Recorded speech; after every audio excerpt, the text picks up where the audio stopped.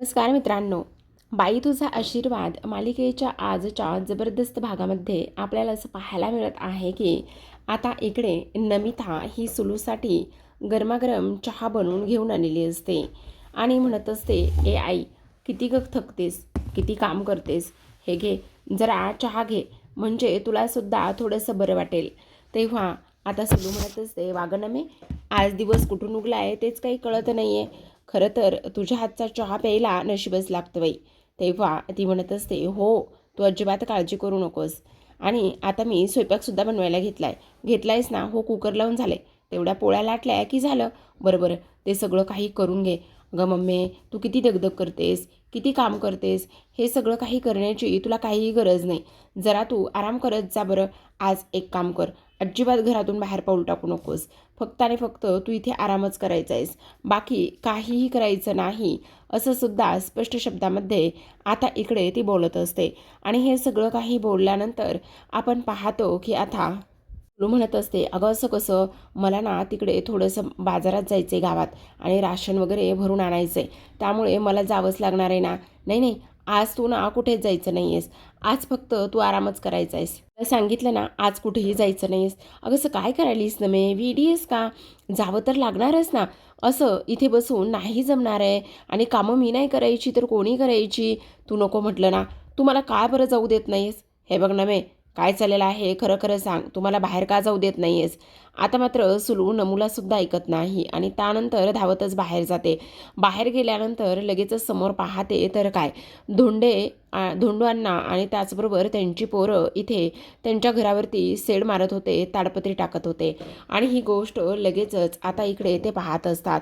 जेव्हा ही गोष्ट ती सुलू पाहते तेव्हा मात्र ती नमूला म्हणत असते, काय गं नमे, तुझी हिंमत कशी झाली? आईला अशा पद्धतीने इथे घरामध्ये ठेवतेस आणि ह्या लोकांची मदत करायला लागलीस? तुला नेमकं काय म्हणायचं आहे? असं कसं काय वागू शकतेस तू? तेव्हा ती म्हणत असते, अगं मम्मी, जाऊ दे ना, कशाला उगाचच. नाही नाही, अजिबात जाऊ देणार नाही. आत्ताच्या आत्ता ती छत्री इकडे आण, असं म्हणून छत्री घेते आणि त्यानंतर जोरातच आवाज देऊन ओरडत असते, ए, काय करायला लागलात? तेव्हा अण्णा म्हणत असतात, कोण आलं कोण आलं, म्हणून ते आजूबाजूला पाहतात. आजूबाजूला पाहतात तर काय, सुलू आत्या आलेली असते. आणि सुलू आत्या आल्याबरोबर लगेचच इकडे ती म्हणत असते, तुमची हिंमत कशी झाली इथे ह्या घरावर ताडपत्री टाकायची? ए आत्या, तू भांडणं करायला आलीस का? तेव्हा ती म्हणत असते, मी भांडणं करायला नाही आलेले आहे, तुम्हालाच भांडणं करायचा जोर आहे. तुम्ही ना इथे माझ्या घरावर कोणालाही न विचारता आणि कोर्टाच्या विरोधात जाऊन इकडे तुम्ही अशा पद्धतीने हे सगळं काही करताय. तुम्हाला तर अजिबातच मी सोडणार नाही आहे. आणि कोर्टाच्या नोटीस आलेल्या आहे की ह्या घरावर तुम्ही काहीच करू शकत नाही आहे. मग तरीसुद्धा तुमची हिंमत कशी झाली? आत्ताच्या आत्ता ते काम थांबवा, नाहीतर मी पोलिसाकडे जाईल. थांबवा म्हणते ना काम, आत्ताच्या आत्ता, असं सुद्धा आता इकडे ती बोलत असते. आणि बोलल्यानंतर धावतच आता दांगटांच्या अंगणामध्ये जाते, जिथं की ते ताडपत्री वगैरे टाकू लागलेले असतात. आता तिथे गेल्याबरोबर लगेचच तिथे जो काही लोखंडाचा पोल आहे त्या लोखंडाच्या पोलला पकडते आणि लोखंडाच्या पोलला पकडून आता मात्र इकडे ती ताबडतोब तो पोल बाजूला करण्याचा प्रयत्न करत असते, हलवत असते. तेवढ्यातच अवनी तिथे येते. आता अवनी तिथे आल्याबरोबर आत्याचा हात पकडते आणि म्हणत असते, काय चाललंय आत्याबाई तुमचं? आत्ताच्या आत्ता हा हात बाजूला काढायचा, समजलं? अजिबात हे असलं काही करायचं नाही. तेव्हा सुलू म्हणत असते, ए बाजूला हो. तेव्हा अवनी म्हणत असते, आत्या, मी जर बाजूला झाले ना, तर अख्खा हा सेड जो आहे ना, तो सेड मात्र इकडे आता तुमच्या अंगावर पडल्याशिवाय राहणार नाही. ही गोष्ट मात्र तुम्ही नीट ध्यानात ठेवायची. असं म्हटल्याबरोबर आता मात्र इकडे अवनी म्हणत असते, हो, मी अगदी बरोबर बोलते. तेव्हा सुलू तिच्यावर ओरडते आणि म्हणत असते, तुला कळतंय का तू काय बोलतेस आणि काय करतेस ते? तुला सांगितलं ना बाजूला हो म्हणून, आणि त्याचबरोबर तुला हे सगळं करण्याची काही गरज नाही आहे. तेव्हा मी सांगते ते करायचं, कळलं तुला? असं सुद्धा ती बोलत असते. त्यावेळेला अवनी म्हणत असते, आत्याबाई जरा गप्प बसा. हे बघा, आम्ही फक्त ताडपत्री टाकतोय, याच्या पलीकडे काहीच नाही करत आहे. तेव्हा आता सुलू म्हणत असते, तुला इथलं काहीच माहिती नाही आहे, त्यामुळे ह्या सगळ्या गोष्टींच्या मध्ये तू पडू नकोस. आणि त्याचबरोबर इथे कोर्टाच्या नोटिसाप्रमाणे इथे ह्या घराची डागडुजी आणि त्याचबरोबर ह्या घराचं काम कोणीही काढीही काढलं तरीसुद्धा इथे वाईट होणार आहे, अशी माझ्याकडे नोटीस आहे. तेव्हा अवनी मात्र पेटून उठते आणि आत्यांना सुनावत असते आणि म्हणत असते, आत्या तुमच्या काही गोष्टी लक्षात येत नाही आहेत का? हे बघा, आम्हाला सुद्धा इथे कोर्टाचा नियम, नोटीस आणि कायदा हे सगळं काही आम्हाला सुद्धा कळतं. त्यामुळे तुम्हाला ह्या सर्व गोष्टी सांगायची काहीच गरज नाही आहे. आम्हाला सुद्धा कोर्टाचा नियम आणि कायदा हे सगळं समजतं. आणि आत्या, आम्ही फक्त इथे ताडपत्री टाकतो, ना की कोणतं काम करतोय किंवा आणखी काहीच करत नाहीयेत. त्यामुळे उगाचच मध्ये पडू नका आत्या, असं आता स्पष्टपणे अवनी सांगत असते. तेव्हा मात्र इथे ती कोर्टाचा कागद दाखवते आणि तेव्हा अवनी म्हणत असते, मला एक गोष्ट सांगा आत्या, यामध्ये असं कुठे लिहिलं आहे की तुम्ही घरावर ताडपत्री टाकू शकत नाही म्हणून? सांगा ना, लिहिलंय का याच्यामध्ये?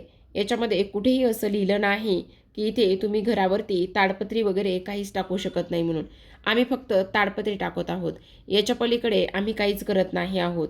त्यामुळे इथून पुढे आता आम्हाला त्रास देण्याचा आणि आमच्या घराकडे वाईट नजरेने बघण्याचा तुम्ही इथे मनामध्ये विचारसुद्धा करू नका, असं स्पष्टपणे अवनी सुलूला सांगत असते.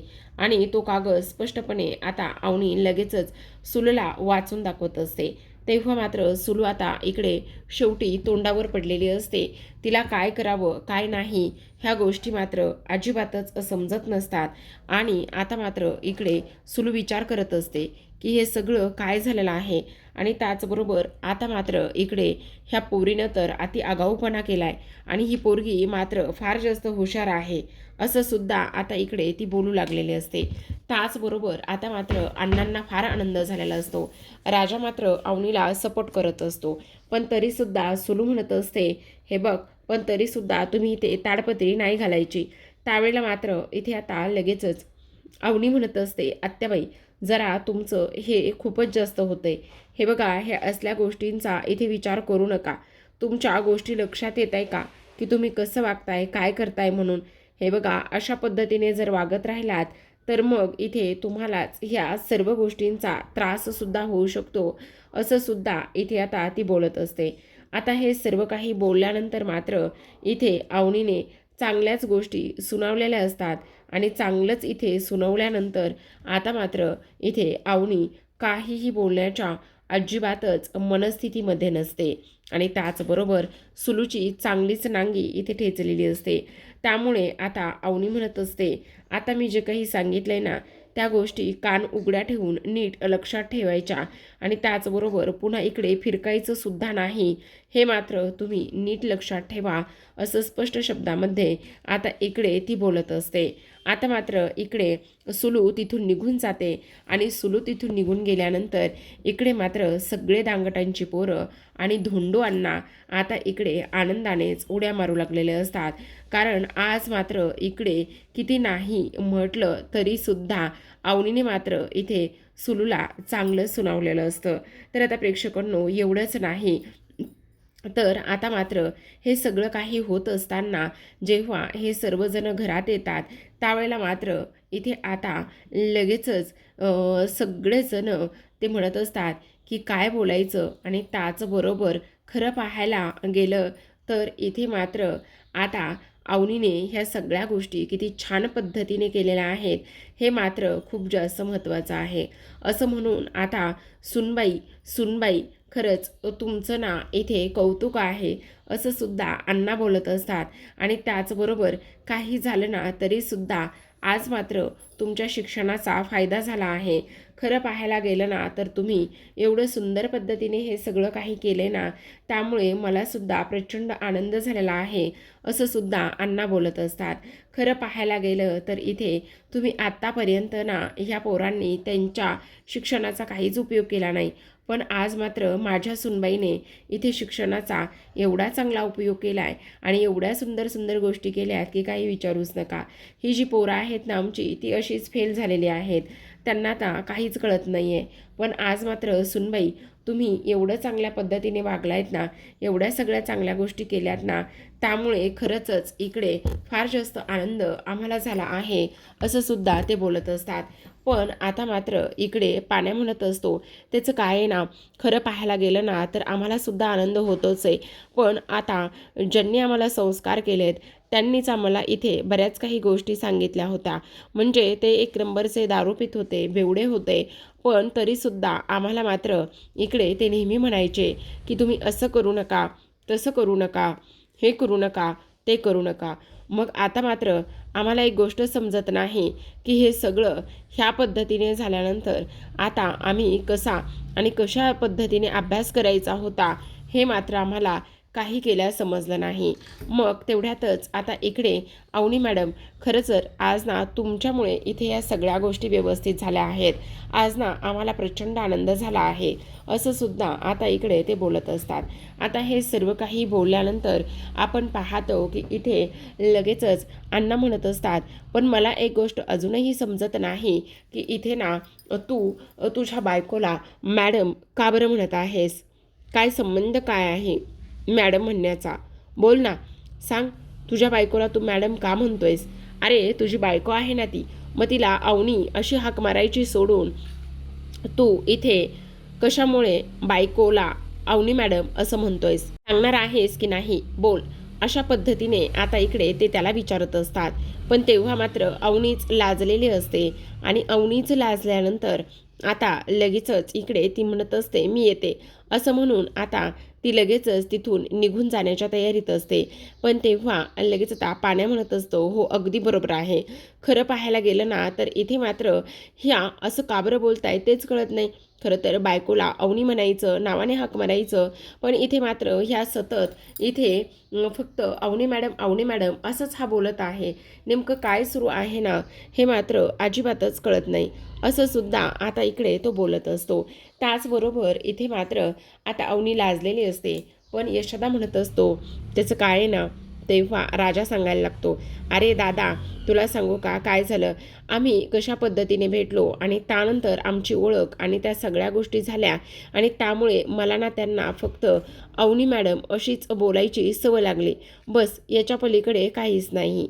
तर आता मात्र तिथे आपली नमिता आलेली असते. नमिता आल्याबरोबर आता अवनीचं तोंड गोड करू लागलेले असते आणि अवनीचं तोंड गोड करू लागल्यानंतर इथे ती म्हणत असते, अवनी खरंच तू आज काय मजा केलीस ना, आज काय सिक्सर मारलायस ना तू, काही विचारूच नको. असं बोलल्यानंतर आता इकडे तिकडे घरचं वातावरण कसं आहे आणि त्याचबरोबर ती म्हणत असते घरचं वातावरण मात्र प्रचंड तापलेलं आहे, असं सुद्धा आता इकडे ती बोलत असते. सोबतच आपण इकडे दुसऱ्या बाजूला पाहतो. आता इथे जी काही आपली स्वाती आहे, स्वातीला इकडे चंद्रकांत देशमाने म्हणत असतात, स्वाती मला एक गोष्ट सांग, अवनीवर तुझा खूप जीव आहे, तुला ती असं वाटतं की ती इथे आपल्या घरी आली पाहिजे, असंच तुला वाटतंय ना. पण इथे त्या पद्धतीने हे सगळं काही होत नाही, हे सुद्धा तेवढंच महत्त्वाचं आहे की नाही. तेव्हा ती म्हणत असते, हो मला नेहमीच वाटतं की काही जरी झालं ना तरीसुद्धा आपली ही म्हणजेच अवनी घरी आली पाहिजे वगैरे वगैरे, हे सगळं मला त्या पद्धतीने वाटतं. पण तसं अजिबातच होत नाही, असा विचार आता इकडे ती करत असते. तेव्हा आता लगेचच ते म्हणत असतात, तुला वाटतं ना ह्या सगळ्या गोष्टी अशा पद्धतीने व्हाव्यात म्हणून, तर मग ह्या बघ, हा व्हिडिओ बघ आणि हा व्हिडिओ पाहिल्यानंतर तुला नेमकं काय वाटतंय ना ते मला सांग. आणि तेव्हा स्वाती तो व्हिडिओ पाहते. त्या व्हिडिओमध्ये अवनी पाणी भरताना त्याचबरोबर इथे किचनमधलं ते सगळं आवरताना दिसत असते आणि तेव्हा ते म्हणत असतात, बघितलंस तुला असं वाटत होतं ना की आपली अवनी सुखात आहे, आनंदात आहे, ह्या सगळ्या गोष्टी तुला वाटत होत्या ना, पण बघितलंस तसं अजिबातच काहीच झालेलं नाही आहे. अगं माझी तीच इच्छा आहे, एका बापाला आणखी काय हवं असणार आहे. काही जरी झालं ना तरी इथे अवनी मात्र सुखात असावी, त्याचबरोबर तिने आपल्या घरी यावं आणि आनंदात राहावं, एवढंच मला वाटतंय. याच्या पलीकडे मला काहीही वाटत नाही, अशा स्पष्ट शब्दामध्ये चंद्रकांत म्हणत असतात. पण ऐक ना, इथे तुला असं वाटत नाही का की आपण काही जरी झालं ना तरीसुद्धा आपल्या अवनीला मात्र पुन्हा एकदा परत आणावं म्हणून? हे बघ काही कर, काही कर, पण आपल्या अवनीला मात्र इकडे परत आणण्यासाठी तू काहीतरी प्रयत्न कर. मी काय म्हणतो स्वाती, हे बघ, तुझं अवनी सगळं काय ऐकते ना, आणि तू अवनीला आतापर्यंत सपोर्ट करत आलेली आहेस ना, तर मग एक काम कर, तू अवनीकडे भेटायला जा आणि अवनीकडे भेटायला जाऊन ती कशी आहे, काय आहे, त्याचबरोबर तिथली अवस्था, परिस्थिती, ह्या सगळ्या गोष्टी तू एकदा पहा. आणि तिथे पाहिल्यानंतर ना, काही झालं तरी तू तिला आपल्या घरी घेऊन ये. जरी ती नाही आली तरीसुद्धा तुला एक गोष्ट सांगू का, तिला विचार तू बरी आहेस का म्हणून. आणि त्याचबरोबर तू बरी जर असशील तर तुला आपल्या बाबांची आठवण येत नाही आहे का, हे सुद्धा तू तिला विचार. हे सगळं तू तिला सांग. आणि त्याचबरोबर तिची ही अवस्था मला नाही पाहवत आहे. तेव्हा स्वातीला आता इकडे चंद्रकांतने थोडंसं घोळात घेतलेलं असतं आणि त्यामुळे मात्र आता लगेचच इकडे ही जी काही स्वाती आहे ती भेटायला जाण्यासाठी तयार झालेली असते. आणि भेटायला जायला तयार झाल्यानंतर आता मात्र इकडे चंद्रकांत स्वातीच्या खांद्यावर बंदूक ठेवूनच इथे ते ह्या सगळ्या काही गोष्टी करणार असतात. आता मात्र इकडे संगीता म्हणत असते, तुम्हाला काळजी वगैरे करण्याची काहीही गरज नाही. काही जरी झालं तरीसुद्धा आपली अवनी मात्र लवकरात लवकर इथे येईल आणि त्याचबरोबर आपली अवनी लवकरात लवकर घरी आल्यानंतर आता सगळं व्यवस्थित होईल, असं सुद्धा आता इकडे ते बोलत असतात. आता हे सर्व काही बोलणं झाल्यानंतर इथे चंद्रकांतना थोडासा आधार मिळालेला असतो. सोबतच त्यांना असं वाटत असतं की जर स्वाती गेली आणि तिथे माझी मुलगी खुशाल आहे हे जर सगळं समजलं तर मग मला बरं वाटेल, असं सुद्धा आता इकडे ते बोलत असतात. दुसरीकडे आता सकाळ झालेली असते आणि राजा हा आवरून बाहेर असतो. तेवढ्यातच यशोदासुद्धा त्याच्या कामाला निघालेला असतो. तेवढ्यातच राजा यशोदाला म्हणत असतो, ऐक ना यशोदा, मला थोडंसं बाहेर जायचं आहे, मला सोडतोस का. तेव्हा अवनी तिथे येते आणि अवनीचा प्रश्न राजाला असतो. आता ती राजाला म्हणत असते, राजा तू कुठे निघाला आहेस आणि काय रे, तू हल्ली कामावर सुद्धा जात नाहीस. मी बरेच दिवस झालं बघते तू कामावर जात नाहीयेस. आणि सगळ्यात महत्त्वाचं म्हणजे तुझी गाडी कुठे आहे. तू गाडीसुद्धा बरेच दिवस झालं घरी आणली नाहीयेस. काय प्रॉब्लेम काय आहे, सगळं काही ठीक आहे ना. तेव्हा राजा म्हणत असतो, अहो मॅडम काय आहे ना, आम्ही लहान असताना ना इकडे यशोदा जो आहे ना तो त्याच्या सायकलवर आम्हाला सगळीकडे फिरवायचा आणि आता मला बाहेर जायचं होतं, थोडंसं काम होतं, म्हणून म्हटलं चला यशोदाबरोबरच जावं, बस बाकी एवढंच आहे, काही नाही. आणि गाडीचं म्हणाल ना तर आता बघा ना, मी गाडी माझी सर्व्हिसिंगला टाकली आहे आणि गाडीचा ना AC थोडासा खराब झाला आहे. कस्टमरला पण ना एवढ्या थंडीच्या आणि पावसाच्या दिवसामध्ये ACच पाहिजे असतो. मग आता काय करणार, त्यासाठी म्हटलं की गाडी इथे दुरुस्त करून घ्यावी, बस एवढंच, याच्या पलीकडे काही नाही. आणि आपलं म्हणजे कसं असतं माहिती ना, ह्या कानाचं ह्या कानाला समजणार नाही असं काम असतं आपलं. आपण सगळं काही काम जे आहे ना ते घरातूनच वर्क फ्रॉम होम करतो ना, बस एवढंच. आणि त्यामुळे तुम्हाला कळलं नसेल, पण तुम्ही अजिबात टेन्शन घेऊ नका हां. अवनी म्हणत असते, पण आत्ता हे जे काही बोलतोयस ते नक्की खरं आहे ना, म्हणजे त्यामध्ये काहीच तू खोटं बोलत नाही आहेस ना. आता राजा पकडला जाणार तेवढ्यातच यशोदा वाकडं तोंड करत असतो, कारण राजा प्रत्येक वेळी खोटंच बोलत असतो, त्यामुळे त्याला अजूनच टेन्शन आलेलं असतं. राजा म्हणत असतो, अवनी मॅडम बस का आता, तुमचा माझ्यावर विश्वास नाही होय. अहो आपलं काम म्हणजे कसं असतं तुम्हाला माहिती ना. हे बघा काळजी करू नका, माझं कामसुद्धा ओके आहे, त्याचबरोबर माझी गाडीसुद्धा ओके आहे, सगळं काही ठीक आहे. मला फक्त ना इथे थोडंसं बाहेर जायचं होतं आणि त्यामुळे मी यशोदाबरोबर जाणार होतो, बस एवढंच. तुम्हाला टेन्शन घ्यायची काहीच गरज नाही आहे. आता अवनी म्हणत असते, ठीक आहे तू जर खरं बोलत असशील तर मला मात्र काहीच प्रॉब्लेम नाही आहे, पण खोटं बोलत असलास तर सांग बरं का. आता अवनी म्हणत असते, ठीक आहे जा, तुला जर कुठे जायचं असेल, यशोदाबरोबर जायचं असेल तर तू जाऊ शकतोस, असं म्हणून अवनी मात्र तिथून निघून जाते. पण आता मात्र यशोदाचा सगळा रोख जो आहे तो राजाकडे असतो, कारण राजाने पुन्हा एकदा खोटं बोललेलं असतं. एक खोटं लपवण्यासाठी पुन्हा पुन्हा खोटं बोलून तो इथे अवनीला एकदाच दुखावणार असतो. आता मात्र इकडे राजा अवनी गेले की नाही ते पाहत असतो आणि ती निघून गेल्यानंतर आता यशोदा म्हणत असतो, राजा हे सगळं काय चाललेलं आहे, किती दिवस असं चालणार आहे. हे बघ किती खोटं बोलणार आहेस तू. आणि त्याचबरोबर तुझी गाडी नाही आहे हे सुद्धा तू अवनीला सांगितलं नाही आहेस. तू ड्रायव्हर म्हणून काम करत होतास ना, मग ह्या सगळ्या गोष्टी तू सांगायला हव्या होत्यास ना. तर आता राजा फक्त यशोदाकडे पाहतच असतो. तर आजच्या भागात एवढंच. उद्याचा भाग पाहायचा असेल तर नक्की चॅनलला सबस्क्राईब करा. उद्याच्या भागामध्ये आपण पाहतोय की अवनी आणि त्याचबरोबर धनू हे दोघेही जण आता गॅरेजवर जाऊन पोहोचलेले असतात. कारण पाण्या हा डबा घेऊन गेलेला नसतो आणि त्यामुळे पाण्याचा डब्बा अवनी आणि धनू हे दोघेही जण जाऊन गॅरेजवर बसलेले असतात. सगळेजण अंगत पंगत घालून जेवायला बसलेले असतात. तेवढ्यातच पायल तिथे येते आणि पायल म्हणत असते, वा वा वा, सगळ्यांनी एकत्र जेवायला बसलात, मला सुद्धा जेवायचं आहे, मी कोणाच्या ताटात जेवू? असं म्हणून ती पाण्याच्या ताटाकडे पाहते आणि म्हणत असते, पाण्याबरोबर मी एकत्र जेवते. पण पाण्या मात्र पटकन त्याचं ताट उचलून बाजूला घेतो आणि त्यानंतर लगेचच आता इथे अवनीला खूप वाईट वाटलेलं असतं. ती पाण्याला पूर्णतः समजवण्याचा प्रयत्न करत असते. तर आता प्रेक्षकांनो, एवढंच नाही तर अवनी मात्र ह्या दोघांच्या संसाराचा विचार करणार असते. दुसरीकडे आपण पाहतो यशोदा नानांना भेटायला गेलेला असतो. तेव्हा नाना म्हणत असतात की हे बघा, ह्याने एकतर चुकीच्या पोरीसोबत लग्न करून तिला घरी आणलेलं आहे आणि त्यामुळे मात्र ह्याला मी नोकरीवर ठेवू शकत नाही. तेव्हा मात्र इथे आता यशोदा म्हणत असतो की खरं पाहायला गेलं तर एक गोष्ट चुकली तर पुढच्या सगळ्याच गोष्टी चुकत गेल्या आहेत. खरं पाहायला गेलं तर यामध्ये राजाची काही चूक नाहीये, खरं तर परिस्थितीची चूक आहे, असं यशोदा बोलत असतो आणि त्यानंतर राजाच्या नोकरीसाठी आता नानांकडे शब्द टाकणार असतो. तर प्रेक्षकांनो, आता राजाला नोकरी मिळेल का आणि अवनी पाण्या आणि पायलच्या बाबतीत नेमकं काय करेल पाहूया उद्याच्या भागात.